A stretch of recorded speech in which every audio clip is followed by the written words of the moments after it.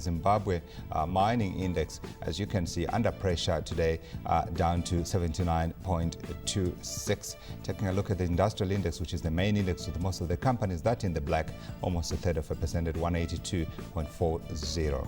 Joining us on the line to see what's going on in that market is Itai Chirume. He's Executive Director at MMC Capital. Itai, good afternoon. I see President Robert Mugabe has now designated March 16 as the date of that referendum. Is that in any way perhaps explaining part of the reason why we've seen some of the bigger capitalized stocks under pressure this week, such as Delta, such as, of course, Insco Corporation? Quite to the contrary, Godfrey. The referendum has been set for 16 March, and I think that's more positive than negative to the market. Expectations have been that there's going to be a bit of antagonism between the main political parties, but there seems to be consensus, and both parties are actually pushing for a yes vote on the new constitution. So the referendum is likely to adopt the new draft constitution. So if anything, that would be positive to the markets. But I think the pressure in the big names was really profit-taking after we saw them touch all-time highs in the past couple of days. Yeah. Now, of course, as a journalist, Itai, I'm a skeptic, so I wonder why suddenly all the lovey-dovey, given the fact that we do know that there were fundamental differences between the parties. Should we be trusting that this will be maintained in the run-up to the referendum, and that therefore the referendum is likely to be passed, which of course will be positive for the markets?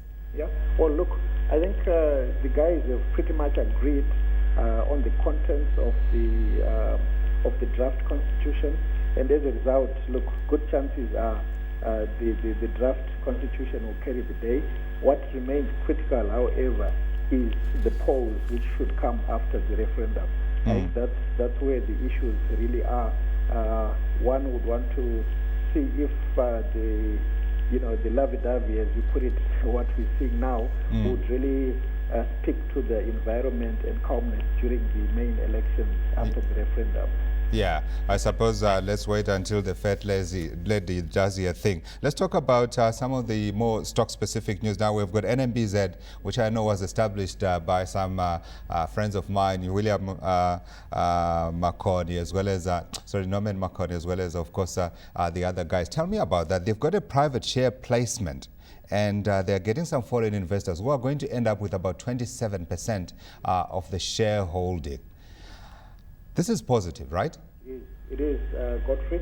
As you notice, banks have been given a staggered timeline for compliance with capital requirements by the central bank in fulfillment of its capitalization obligations. NMB complied with the 31 December deadline for 25 million.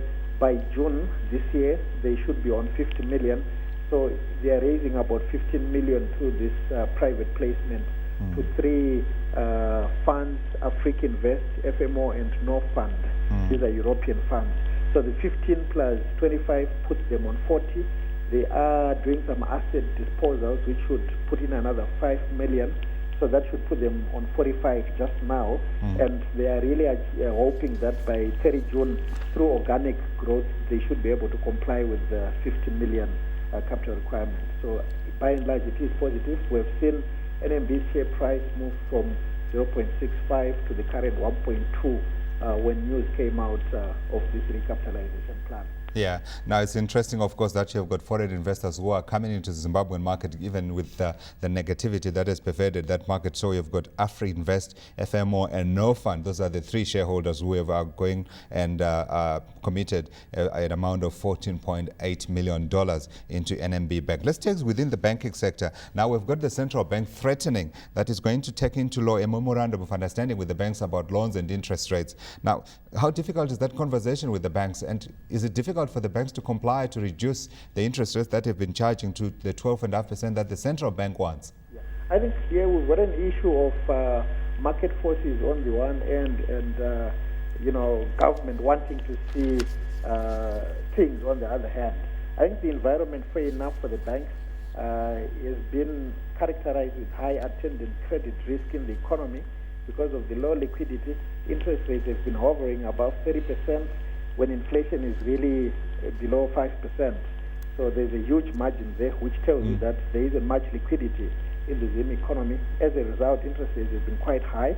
But because banks can't quite lend aggressively in that environment, you'd notice that bank charges, fees and commissions were set pretty high. Yeah. That's the only way banks are going to make money if they're not going to lend.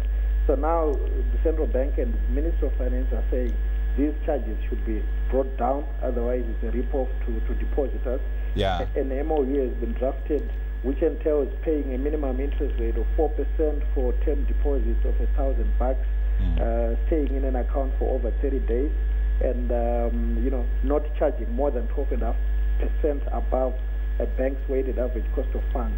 Yeah. So what this is likely to do to banks is that it will lower their interest margins, Right. because that's putting a cap on lending rates, as well as lower the fees and commission income banks Yeah. are charging. So it's got a negative impact on banks' profitability, which is probably why there's been a bit of an argument there. But because the MAU is now in place, I'm sure banks will have to comply. Yeah.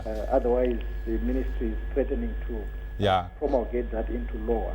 I suspect we haven't heard the last of that story. Quickly, Itai, if you can. Now, we've got this story that the Zimbabwean government is rolling out parastatal reforms. It wants to restructure and then share some shareholding in some of the state-owned enterprises, including ZESA. I mean, when I saw the story, I was asking myself just how serious this is, or whether this is just, trotting out news for the sake of it. Because you've got all this negativity. You've got the government saying, we want you to do this, want you to do this. There's no liquidity, and there's no money in Zimbabwe. We know that. And yet they want to sell these things to foreigners. How likely is it, do you think, that something will happen? Honestly, it's a difficult call, Godfrey. We've been talking about parastatal reforms since 2009. Nothing has happened up until now. And like you rightfully say, there is the issue of having to sell to foreigners, because that's where the liquidity can come from. Given that these are strategic government institutions, we've got the indigenization law on the one end.